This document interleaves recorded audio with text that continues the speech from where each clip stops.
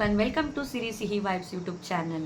ಮೊದಲನೇದಾಗಿ ಮೇ 2ನೇ ತಾರೀಕು SSLC ಎಕ್ಸಾಮ್ ಅನೌನ್ಸ್ ಆಗಿದೆ, ನಮ್ಮೆಲ್ರಿಗೂ ಗೊತ್ತಿರೋ ಹಾಗೆ. ಆ್ಯಂಡ್ ನನಗೆ ಈ ವರ್ಷದ SSLC ಎಕ್ಸಾಮ್ ರಿಸಲ್ಟ್ ತುಂಬ ಇಂಪಾರ್ಟೆಂಟ್ ಆ್ಯಂಡ್ ತುಂಬ ಖುಷಿ ಕೊಡ್ತು. ಯಾಕೆ ಅಂತಂದರೆ, ನಾನು ಮೊದಲು ಈ ಟೀಚಿಂಗ್ ಜರ್ನಿನ ಸ್ಟಾರ್ಟ್ ಮಾಡಿದಾಗ ಫಸ್ಟು ಬ್ಯಾಚ್ ತೊಗೊಂಡಂಥ ಮಕ್ಕಳು ನಾನು. ಆ ಮಕ್ಕಳಿಗೆ ನಾನು ಕ್ಲಾಸ್ ಟೀಚರ್ ಆಗಿದ್ದು. ಆ ಮಕ್ಕಳು ಈ ಒಂದು ಇಯರಲ್ಲಿ 10th ಎಕ್ಸಾಮಿನೇಷನ್ನ ಪಾಸ್ ಮಾಡಿದ್ದಾರೆ. So and first of all ಎಲ್ಲ ಮಕ್ಳಿಗೂ ಕಂಗ್ರ್ಯಾಚುಲೇಷನ್ಸ್ ಹೇಳ್ತೀನಿ. ಆ್ಯಂಡ್ ಎಲ್ಲರೂ ಕೂಡ ತುಂಬ ಒಳ್ಳೆ ಮಾರ್ಕ್ಸಲ್ಲಿ ಪಾಸ್ ಆಗಿದ್ದೀರಾ. So I am very happy. ಎಲ್ಲರೂ ಕೂಡ ಆಲ್ಮೋಸ್ಟ್ 90 ಅಬೋನೇ ಇದೆ. ತುಂಬ ಕಮ್ಮಿ ಅಂದರೆ 85 ತುಂಬ ಕಮ್ಮಿ ಅಂದರೆ. ಇನ್ನು ಮಿಕ್ಕವ್ರಿಗೆ ಎಲ್ಲರೂ ಕೂಡ 90 ಎಬೋನೇ ಇದೆ. So and very happy. ಎಲ್ರಿಗೂ ಕೂಡ ತುಂಬ ಕಂಗ್ರ್ಯಾಚುಲೇಷನ್ಸ್ ಹೇಳ್ತೀನಿ. ಆ್ಯಂಡ್ ತುಂಬ ಜನ ಮಕ್ಕಳು ಒಳ್ಳೊಳ್ಳೆ ಸ್ಕೋರ್ ಮಾಡಿದ್ದೀರಾ. ಆ್ಯಂಡ್ ವಿನೋದಿನಿ 98%, ಆ್ಯಂಡ್ ಜನವಿ ಬಾಯ್ 94%, ಹೇಮಂತ್ 93%, ಮಾನಸ 93%. ತುಂಬ ಜನ ಮಕ್ಕಳು ಒಳ್ಳೊಳ್ಳೆ ಸ್ಕೋರ್ ಮಾಡಿದ್ದೀರಾ. ಬಟ್ ಯಾರ ನೇಮೆಲ್ಲ ಹೇಳಿಲ್ಲ ಮ್ಯಾಮ್, ನನ್ನ ನೇಮ್ ಮರ್ತೋಗ್ಬಿಟ್ಟಿದ್ದೀರಾ ಅಂತ ಅನ್ಕೋಬೇಡಿ. ಖಂಡಿತವಾಗ್ಲೂ ನಾನು ಯಾರ ನೇಮು ಮರ್ತೋಗಿಲ್ಲ. ಬಟ್ ನಾನು ನಿಮ್ಮೆಲ್ಲರೂ ನೇಮ್ ಹೇಳ್ತಾ ಕೂತ್ಕೊಂಡ್ರೆ ವಿಡಿಯೋ ಫುಲ್ ಲೆಂತ್ ಆಗಿಬಿಡುತ್ತೆ, ಹಾಗಾಗಿ ಹೇಳ್ತಾ ಇಲ್ಲ. ಆ್ಯಂಡ್ ನಿಮ್ಮೆಲ್ರದ್ದು ಕೂಡ ನಾನು ಪೋಸ್ಟ್ ಹಾಕಿದ್ದೀನಿ, ನಿಮ್ಮೆಲ್ಲರೂ ಫೋಟೋಸ್ ಕೂಡ ಪೋಸ್ಟ್ ಹಾಕಿದ್ದೀನಿ. And congratulations once again. ಹಾಗೆ ಇನ್ನೊಂದು ಇನ್ಫಾರ್ಮೇಷನು, ತುಂಬ ಜನ ಮಕ್ಕಳು ಎಕ್ಸಾಮ್ನ ಕಂಪ್ಲೀಟ್ ಮಾಡ್ಕೊಳಕ್ಕಾಗಿಲ್ಲ. ಅಂದರೆ ಇವಾಗ ಫೇಲ್ ಅನ್ನೋ ಒಂದು ಪದ ತೆಗ್ದುಬಿಟ್ಟಿದ್ದಾರೆ. ಸೊ ಏನಂದರೆ NC ಅಂತ ಇದೆ. NC ಮೀನ್ಸ್ ನಾಟ್ ಕಂಪ್ಲೀಟೆಡ್ ಅಂತ. ಅಂದರೆ ಎಕ್ಸಾಮ್ ಅದು ಫೇಲ್ ಅಂತಲೇ ಅರ್ಥ. ಬಟ್ ಫೇಲ್ ಅನ್ನೋ ಒಂದು ಪದನ ತೆಗೆದುಬಿಟ್ಟು NC ಅಂತ ಒಂದು ಪದನ ಹಾಕಿದ್ದಾರೆ. ಯಾರೆಲ್ಲ ಫೇಲ್ ಆಗಿದ್ದೀರಾ ಮಕ್ಕಳು, ಯಾರೆಲ್ಲ ವಿಡಿಯೋ ನೋಡ್ತಿದ್ದೀರಾ, ದಯವಿಟ್ಟು ನೀವು ಬೇಜಾರಾಗಕ್ಕೆ ಹೋಗಬೇಡಿ. ಬಿಕಾಸ್ ಎಲ್ಲ ಮಕ್ಳಿಗೂ ಒಂದೇ ಥರ IQ ಲೆವೆಲ್ ಇರೋದಿಲ್ಲ. ಪ್ರತಿಯೊಬ್ಬರಿಗೂ ಒಂದೊಂದು ಡಿಫ್ರೆಂಟ್ ಆಗಿರುತ್ತೆ. ನಾವು ಒಂದು ಕ್ಲಾಸಲ್ಲಿ 40 to 50 ಮೆಂಬರ್ಸ್ ಒಂದು ಕ್ಲಾಸಲ್ಲಿ ಮಕ್ಕಳಿದ್ರೆ ಎಲ್ಲರ IQ ಒಂದೇ ಥರ ಇರೋದಿಲ್ಲ. ಫಾರ್ ಎಕ್ಸಾಂಪಲ್, ರ್ಯಾಂಕ್ ಸ್ಟೂಡೆಂಟ್ಸ್ ಒಂದು 5 ಮೆಂಬರ್ಸ್ ಇದ್ದರೆ, ನೆಕ್ಸ್ಟು ಅವ್ರಿಗಿಂತ ಕಮ್ಮಿ ಇರೋರು ಕೂಡ ಇರ್ತಾರೆ. ಎಲ್ಲರೂ 99% ತೆಗಿಬೇಕು ಅಥವಾ ಎಲ್ಲರೂ 90% ತೆಗಿಬೇಕು ಅಂತ ನಾವು ಹೇಳೋದಕ್ಕಾಗಲ್ಲ. ಬಟ್ ಪೇರೆಂಟ್ಸ್ ಆಸೆ ಪಡೋದು ನಿಜ. ಬಟ್ ಹೆತ್ತವ್ರಿಗೆ ಅದೊಂದು ಆಸೆ ಇರುತ್ತೆ. ಬಟ್ ಮಕ್ಕಳಿಗೆ IQ ಲೆವೆಲ್ ಮೇಲೆ ಡಿಪೆಂಡ್ ಅಲ್ವಾ. ಮೀನ್ಸ್ ಅವರ IQ ಲೆವೆಲ್ ಒಂದೇ ಥರ ಇರೋದಿಲ್ಲ. ಹಾಗಾಗಿ ಯಾರೆಲ್ಲ ಫೇಲ್ ಆಗಿದ್ದೀರಾ ಬೇಜಾರಾಗಕ್ಕೆ ಹೋಗಬೇಡಿ. ಬಿಕಾಸ್ ಸೋಲ್ ಅನ್ನೋದು ಇದ್ದೇ ಇರುತ್ತೆ. ಬಟ್ ಪ್ರಯತ್ನ ಪಡಬೇಕು. ಹಾಗೆ ಮತ್ತೊಂದು ದಾರಿ ಇದ್ದೇ ಇರುತ್ತೆ. ಹಾಗೆ ಗುಡ್ ನ್ಯೂಸ್ ಅಂದರೆ, ಈ ಸತಿ ಯಾರೆಲ್ಲ 10th ಫೇಲ್ ಆಗಿದ್ದೀರಾ ಅವ್ರಿಗೆ ಇನ್ನೂ ಒಂದಲ್ಲ 2 ಆಪ್ಷನ್ ಇದೆ. ಏನಪ್ಪ ಅಂತಂದರೆ, ಈ ಸತಿಯಿಂದ ಒಂದು ಹೊಸ ರೂಲ್ಸ್ ಆಗಿದೆ. ಏನು ಅಂತಂದರೆ, ಅವಾಗೆಲ್ಲ ಹೇಗಿತ್ತು ಅಂತಂದರೆ, ಒಂದು ಸತಿ 10th ಫೇಲ್ ಆದರೆ ನೆಕ್ಸ್ಟ್ ಅದಷ್ಟೇ. ಮೀನ್ಸ್ ಒಂದು ಸತಿ ಎಕ್ಸಾಮ್ ಅಪ್ಲೈ ಮಾಡ್ಕೊಳ್ಬೋದು. ಆವಾಗ ಪಾಸ್ ಆದರೆ ಓಕೆ ಕಾಲೇಜ್ ಇಲ್ಲ ಅಂತ, ಮೀನ್ಸ್ ಪಾಸ್ ಆಗಿಲ್ಲ ಅಂತಂದರೆ ಅಷ್ಟೇ ಆಗಾಗ್ತಿತ್ತು. ಬಟ್ ಈ ಸತಿಯಿಂದ ಒಂದು ಹೊಸ ರೂಲ್ಸ್ನ ತಂದಿದ್ದಾರೆ. ಏನಂದರೆ 2 ಆಪ್ಷನ್ ಇದೆ. ಮೊದಲನೇದು, ಯಾರಿಗೆಲ್ಲ ಕಮ್ಮಿ ಮಾರ್ಕ್ಸ್ ಬಂದಿರುತ್ತೆ ಅಂತೇಳಿ ಸ್ಯಾಟಿಸ್ಫೈ ಇರೋದಿಲ್ಲ. ಮೇ ಬಿ ಚೆನ್ನಾಗಿ ಓದುವಂಥ ಮಕ್ಕಳೇ ಇರ್ತಾರೆ. ಬಟ್ ಅವ್ರಿಗೆ ಏನೋ ಒಂದು ಹೆಲ್ತ್ ಇಶ್ಯೂ ಆಗಿರ್ಬೋದು, ಅಥವಾ ಮನೆಯಲ್ಲಿ ಏನೋ ಒಂದು ಪ್ರಾಬ್ಲಮೆಟಿಕ್ ಇರ್ಬೋದು.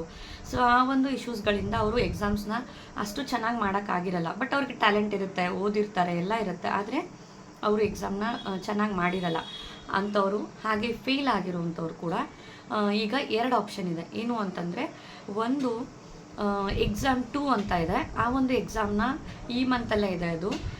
ಆ ಒಂದು ಡೇಟಲ್ಲಿ ನೀವು ಅಪ್ಲೈ ಮಾಡಿಕೊಂಡು ನೀವು ಎಕ್ಸಾಮ್ನ ಅಟೆಂಡ್ ಮಾಡ್ಬೋದು. ಇನ್ ಕೇಸ್ ನೀವು ಅದರಲ್ಲೂ ಸ್ಯಾಟಿಸ್ಫೈ ಆಗಲಿಲ್ಲ ಅಂತಂದರೆ, ಅಥವಾ ಫೇಲ್ ಆಗಿರೋರು ಅದರಲ್ಲೂ ಕೂಡ ಪಾಸ್ ಆಗಿಲ್ಲ ಅಂತಂದರೆ, ನೆಕ್ಸ್ಟ್ ಮಂತ್ ಇನ್ನೂ ಒಂದು ಎಕ್ಸಾಮ್ ಇದೆ. ಅದು ಎಕ್ಸಾಮ್ 3 ಮೀನ್ಸ್ ಎಕ್ಸಾಮ್ 3 ಅಂತ ಒಂದು ಇದೆ.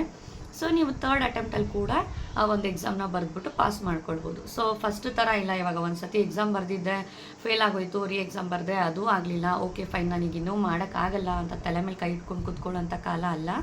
ಸೊ ಇವಾಗ ನಮ್ಮ ಎಜುಕೇಷನ್ ಸಿಸ್ಟಮಲ್ಲಿ ತುಂಬ ಚೇಂಜಸ್ಗಳಾಗ್ತಾ ಇದೆ. ಸೊ ಈ ಒಂದು ಚೇಂಜಸ್ ಕೂಡ ಆಗಿದೆ.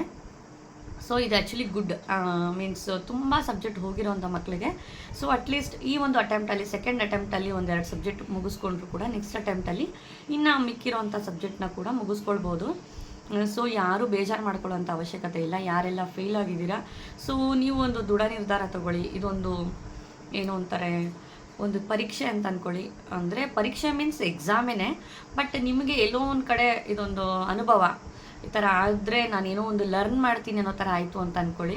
ಸೊ ಸೊ ಇವಾಗಲಾದರೂ ಎಚ್ಚೆತ್ಕೊಂಡು ಅಟ್ಲೀಸ್ಟ್ ಒಂದು ಸ್ವಲ್ಪ ಎಫರ್ಟ್ನ ನೀವು ಹಾಕ್ಬಿಟ್ಟು ಈ ಎಕ್ಸಾಮ್ನ ಪಾಸ್ ಮಾಡ್ಕೊಳ್ಳೋದಕ್ಕೆ ಟ್ರೈ ಮಾಡಿ. ಆಲ್ ದ ಬೆಸ್ಟ್ ಹೇಳ್ತೀನಿ ಪ್ರತಿಯೊಬ್ಬರಿಗೂ ಕೂಡ. ಎಲ್ಲರೂ ಎಕ್ಸಾಮ್ನ ಚೆನ್ನಾಗಿ ಮಾಡಿ. ನಮ್ಮ ಎಜುಕೇಷನ್ ಸಿಸ್ಟಮ್ ಹೇಗೆ ಚೇಂಜ್ ಆಗ್ತಿದೆ ಹಾಗೆ ನಾವು ಕೂಡ ಅದನ್ನು ಸದುಪಯೋಗ ಪಡಿಸ್ಕೊಂಡು ನಾವು ಕೂಡ ಮುನ್ನಡಿಬೇಕಾಗುತ್ತೆ. ಆ್ಯಂಡ್ ಇನ್ನೂ ಒಂದು ಇನ್ಫಾರ್ಮೇಷನ್ ಹೇಳಬೇಕು ಅಂದರೆ, ರಿಸಲ್ಟ್ ಬಂದಿದ್ದ ದಿನವೇ ಟಿ ವಿನಲ್ಲೆಲ್ಲ ಅದೇ ಇನ್ಫಾರ್ಮೇಷನ್ ಬರ್ತಾಯಿತ್ತು. ಏನು ಅಂತಂದರೆ, ಮಗ ಫೇಲ್ ಆಗಿದ್ದಾರೆ, ಅವರಪ್ಪ ಮೀನ್ಸ್ ಕೇಕ್ ತೊಗೊಂಡ್ಬಂದು ಸೆಲೆಬ್ರೇಷನ್ ಮಾಡ್ತಾಯಿದ್ದಾರೆ. ಅದು ತುಂಬ ದೊಡ್ಡ ನ್ಯೂಸೇ ಆಗಿತ್ತು. ಅವರ ಒಂದು ಮಾತುಗಳು ಕೂಡ ಕೇಳಿದೆ. ಏನು ಅಂತಂದರೆ, ಅವನು ಹುಡುಗ ಫೇಲ್ ಆಗಿದ್ದಾನೆ. ಸೊ ಫ್ರೆಂಡ್ಸ್ ಎಲ್ಲ ಕಾಲ್ ಮಾಡಿಬಿಟ್ಟು ಏನೋ ಫೇಲ್ ಆಗಿಬಿಟ್ಟಿದೆಯಲ್ಲೋ ಹಾಗೆ ಹೀಗೆ ಅಂತ ಮಾತಾಡ್ತಾ ಇದ್ರಂತೆ. ಸೊ ಅವ್ನಿಗದು ಬೇಜಾರಾಗ್ಬಿಟ್ಟಿದೆ. ಆ ಬೇಜಾರಿಗೆ ಅವನು ಅಳ್ಕೊಂಡು ಕೂತ್ಕೊಂಡಿದ್ದಾನೆ. ಸೊ ಈ ಪೇರೆಂಟ್ಸ್ ಏನು ಮಾಡಿದ್ದಾರೆ, ಮೀನ್ಸ್ ಅವರಪ್ಪ ಏನು ಮಾಡಿದ್ದಾರೆ, ಮಗ ಬೇಜಾರಾಗಿದ್ದಾನೆ ಅಂದ್ಬಿಟ್ಟು ಇವರು ಹೋಗಿ ಕೇಕ್ ತೊಗೊಂಡು ಬಂದು ಅದನ್ನು ಕೇಕ್ ಕಟ್ಟಿಂಗ್ ಮಾಡಿ ಅವನಿಗೆ ಸೆಲೆಬ್ರೇಷನ್ ಮಾಡಿ ಮೋಟಿವೇಟ್ ಮಾಡಿದ್ದಾರೆ.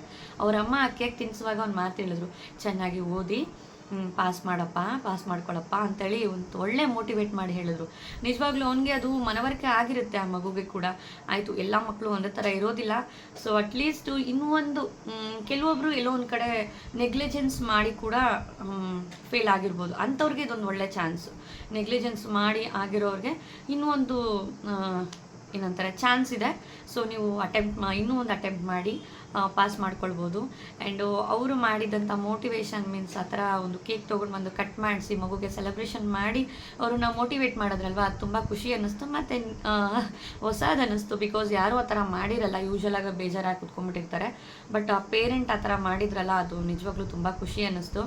ಎಲ್ಲ ಪೇರೆಂಟ್ಸು ಇದೇ ಥರ ಆಗೋದ್ರೆ ಮೀನ್ಸ್ ಈ ಆತ್ಮಹತ್ಯೆಗಳನ್ನೋದು ಏನು ನಡೀತಿದೆ ಅದು ಖಂಡಿತವಾಗ್ಲೂ ನಡೆಯೋದಿಲ್ಲ. ಹಾಗೆ ಯಾರಿಗೆಲ್ಲ ಅವರ ಮಾರ್ಕ್ಸ್ ಸ್ಯಾಟಿಸ್ಫೈ ಇಲ್ಲ, ನನಗೆ ತುಂಬ ಕಮ್ಮಿ ಬಂದಿದೆ ಮಾರ್ಕ್ಸ್ ಅಂತ ಇರುತ್ತೆ, ಮೀನ್ಸ್ ಅವ್ರ ಎಕ್ಸ್ಪೆಕ್ಟೇಷನ್ ಜಾಸ್ತಿ ಇರುತ್ತೆ, ಕಮ್ಮಿ ಮಾರ್ಕ್ಸ್ ಬಂದಿರುತ್ತಲ್ವ, ಅವ್ರಿಗೂ ಕೂಡ ಅವರ ಆನ್ಸರ್ ಶೀಟ್ನ ಪ್ರಿಂಟ್ ತೊಗೊಳ್ಬೋದು. ಆ ಒಂದು ಆನ್ಸರ್ ಶೀಟ್ ಪ್ರಿಂಟ್ ತೊಗೊಳೋದಕ್ಕೆ ಅಪ್ಲಿಕೇಶನ್ ಹಾಕಬೇಕಾಗತ್ತೆ. ಅದು ಈ ತಿಂಗಳು 2ನೇ ತಾರೀಕಿಂದ 7ನೇ ತಾರೀಕು ಒಳಗಡೆ ಟೈಮ್ ಇರುತ್ತೆ ಅಪ್ಲಿಕೇಶನ್ ಹಾಕೋದಕ್ಕೆ. ಆ್ಯಂಡ್ ಆ ಒಂದು ಅಪ್ಲಿಕೇಶನ್ ಹಾಕ್ತೀವಲ್ವ, ಅದನ್ನು ಆನ್ಲೈನ್ ಪೇಮೆಂಟ್ ಇದ್ದರೆ ಆವಾಗಲೇ ಮಾಡ್ಕೊಳ್ಬೋದು. ಇಲ್ಲ ಅಂದರೆ ಅಪ್ಲಿಕೇಶನ್ ಹಾಕಿದ್ದಾದಮೇಲೆ ಆಫ್ಲೈನಲ್ಲಿ ಚಲನ್ನ ಡೌನ್ಲೋಡ್ ಮಾಡಿಕೊಂಡು ಬ್ಯಾಂಕಿಗೆ ಹೋಗಿ ನಾವು ಅಮೌಂಟ್ನ ಪೇ ಮಾಡ್ಬೋದು. ಅದಕ್ಕೂ ಕೂಡ ಲಾಸ್ಟ್ ಡೇಟ್ ಇದೆ. 2ನೇ ತಾರೀಕಿಂದ 8ನೇ ತಾರೀಕುವರೆಗೂ ಲಾಸ್ಟ್ ಡೇಟ್ ಇದೆ, ಇದೇ ಮೇ ಮಂತಲ್ಲೇ. ಹಾಗೆ ನೆಕ್ಸ್ಟು ಯಾರಾದರೂ ರಿವ್ಯಾಲ್ಯೂಯೇಷನ್ ಹಾಕಬೇಕು ಅಂತ ಇರೋರಾದರೆ ಅದಕ್ಕೂ ಕೂಡ ಅಪ್ಲಿಕೇಶನ್ ಹಾಕಬೇಕಾಗತ್ತೆ. ಅದಕ್ಕೆ 4ನೇ ತಾರೀಕಿಂದ 11ನೇ ತಾರೀಕುವರೆಗೂ ಡೇಟ್ ಇದೆ. ಆ್ಯಂಡ್ ಅದಕ್ಕೂ ಕೂಡ ಆನ್ಲೈನಲ್ಲಿ ಅಮೌಂಟ್ನ ಪೇ ಮಾಡಬೇಕಾಗತ್ತೆ. ಇಲ್ಲಾಂದರೆ ಸೇಮ್ ಪ್ರೊಸೆಸ್ಸು, ಅದೇ ಥರ ಆಫ್ಲೈನಲ್ಲಿ ಚಲನ್ನ ಡೌನ್ಲೋಡ್ ಮಾಡಿಕೊಂಡು ಬ್ಯಾಂಕಲ್ಲಿ ಪೇ ಮಾಡಬೇಕಾಗತ್ತೆ. ಅದಕ್ಕೂ ಕೂಡ ಲಾಸ್ಟ್ ಡೇಟ್ ಇದೆ 4ನೇ ತಾರೀಕಿಂದ 12ನೇ ತಾರೀಕು ತನಕ. ಆನ್ಲೈನ್ ಪೇಮೆಂಟೇ ಆದರೆ 11ನೇ ತಾರೀಕು ಲಾಸ್ಟ್ ಡೇಟು. ಬಟ್ ಬ್ಯಾಂಕಲ್ಲಿ ಪೇ ಮಾಡೋದಾಯಿತು ಅಂತಂದರೆ 12ನೇ ತಾರೀಕು ತನಕ ಲಾಸ್ಟ್ ಡೇಟ್ ಇರುತ್ತೆ. ಹಾಗೆ ನಾನು ಮೊದಲೇ ಹೇಳಿರೋ ಹಾಗೆ ಸೆಕೆಂಡ್ ಅಟೆಂಪ್ಟ್ ಎಕ್ಸಾಮು ಎಕ್ಸಾಮ್ 2 ಇದು ಮೇ 26ನೇ ತಾರೀಕು ಸ್ಟಾರ್ಟ್ ಆಗುತ್ತೆ. ಇದೇ ತಿಂಗಳು 26ನೇ ತಾರೀಕು ಸ್ಟಾರ್ಟ್ ಆಗುತ್ತೆ. ಜೂನ್ 2ನೇ ತಾರೀಕುವರೆಗೂ ಈ ಒಂದು ಎಕ್ಸಾಮ್ ನಡೆಯುತ್ತೆ. ಬಟ್ ಟೈಮ್ ಟೇಬಲ್ ಆಮೇಲೆ ಅವರು ಅಪ್ಲೋಡ್ ಮಾಡ್ತಾರೆ. ಹಾಗೆ ಈ ಒಂದು ಎಕ್ಸಾಮಲ್ಲಿ ಕೂಡ ಸ್ಯಾಟಿಸ್ಫೈ ಆಗಿಲ್ಲ ಮಾರ್ಕ್ಸು ಅಥವಾ ಇದರಲ್ಲೂ ಕೂಡ ಪಾಸ್ ಆಗದೇ ಇದ್ದರೆ ಈ ಸತಿ ಇನ್ನೂ ಒಂದು ಆಪ್ಷನ್ ಇದೆ, ಥರ್ಡ್ ಅಟೆಂಪ್ಟ್ ಇದೆ, ಮೀನ್ಸ್ ಎಕ್ಸಾಮ್ 3 ಇದರಲ್ಲಿ ಕೂಡ ನಾವು ಪಾಸ್ ಮಾಡ್ಕೊಳ್ಬೋದು. ಈ ಒಂದು ಎಕ್ಸಾಮು 23ನೇ ತಾರೀಕು ಮುಂದಿನ ತಿಂಗಳು ಜೂನ್ 23ನೇ ತಾರೀಕಿಂದ ಜೂನ್ 30ನೇ ತಾರೀಕುವರೆಗೂ ಈ ಒಂದು ಎಕ್ಸಾಮ್ ನಡೆಯುತ್ತೆ. ಆವಾಗ ಕೂಡ ನಾವು ಈ ಒಂದು ಎಕ್ಸಾಮ್ಸ್ನ ಕಂಪ್ಲೀಟ್ ಮಾಡ್ಕೊಳ್ಬೋದು. ಯಾರೆಲ್ಲ ಇನ್ಕಂಪ್ಲೀಟ್ ಮಾಡ್ಕೊಂಡಿದ್ದೀರಾ ಅವರು ಈ ಒಂದು ಎಕ್ಸಾಮ್ನ ಕಂಪ್ಲೀಟ್ ಮಾಡ್ಕೊಳ್ಬೋದು. ಈ ಒಂದು ಎಕ್ಸಾಮ್ಗೆ ಅಪ್ಲೈ ಮಾಡೋದಕ್ಕೆ ಮೇ 3ನೇ ತಾರೀಕಿಂದ ಮೇ 10ನೇ ತಾರೀಕು ತನಕ ಟೈಮ್ ಇದೆ. ಫೇಲ್ ಆಗಿದ ತಕ್ಷಣ ತಲೆ ಮೇಲೆ ಬೆಟ್ಟ ಬಿದ್ದಿರೋ ಥರ ಕೂರೋದಲ್ಲ, ಅದಕ್ಕೂ ಕೂಡ ಒಂದು ಸೊಲ್ಯೂಷನ್ ಅಂತ ಇದೆ. ನಮ್ಮ ಒಂದು ಎಜುಕೇಷನ್ ಸಿಸ್ಟಮಲ್ಲಿ ಎಲ್ಲದಕ್ಕೂ ಒಂದು ಸೊಲ್ಯೂಷನ್ ಅಂತ ಇದ್ದೇ ಇದೆ. ಅದರಲ್ಲೂ ಈ ಸತಿ 1 ಅಲ್ಲ 2 ಚಾನ್ಸ್ ಇದೆ. ಹಾಗಾಗಿ ಪ್ರತಿಯೊಬ್ಬರು ಕೂಡ ಯಾರೆಲ್ಲ ಎಕ್ಸಾಮ್ ಫೇಲ್ ಆಗಿದ್ದೀರಾ ಆ್ಯಂಡ್ ಯಾರೆಲ್ಲ ಕಮ್ಮಿ ಮಾರ್ಕ್ಸ್ ಬಂದಿದೆ, ನಾನು ಇನ್ನೂ ಚೆನ್ನಾಗಿ ಮಾಡಬೇಕಾಗಿತ್ತು, ನನಗೆ ಸ್ಯಾಟಿಸ್ಫೈ ಇಲ್ಲ ಈ ಒಂದು ಮಾರ್ಕ್ಸ್ ಅನ್ನೋರು ಕೂಡ ನೀವುಗಳು ಕೂಡ ಈ ಒಂದು ಎಕ್ಸಾಮ್ನ ಅಟೆಂಡ್ ಮಾಡಿಬಿಟ್ಟು ಒಳ್ಳೆ ಮಾರ್ಕ್ಸ್ ತೊಗೊಳ್ಬೋದು. ಸೊ ಆಲ್ ದ ಬೆಸ್ಟ್ ಹೇಳ್ತೀನಿ ಎಲ್ರಿಗೂ. ಸ್ಟ್ರಾಂಗ್ ಆಗಿರಿ, ಒಂದು ಸ್ಟ್ರಾಂಗ್ ಡಿಸಿಷನ್ ತೊಗೊಂಡು ಹಾರ್ಡ್ ವರ್ಕ್ ಮಾಡಿ ಈ ಒಂದು ಎಕ್ಸಾಮ್ನ ಪಾಸ್ ಮಾಡ್ಕೊಳ್ಳಿ. ಒಳ್ಳೆ ಫ್ಯೂಚರ್ ಇದೆ ನಿಮಗೆ. ಗುಡ್ ಲಕ್ ಅಂತ ಹೇಳ್ತೀನಿ. Thank you so much. Thank you for watching the video.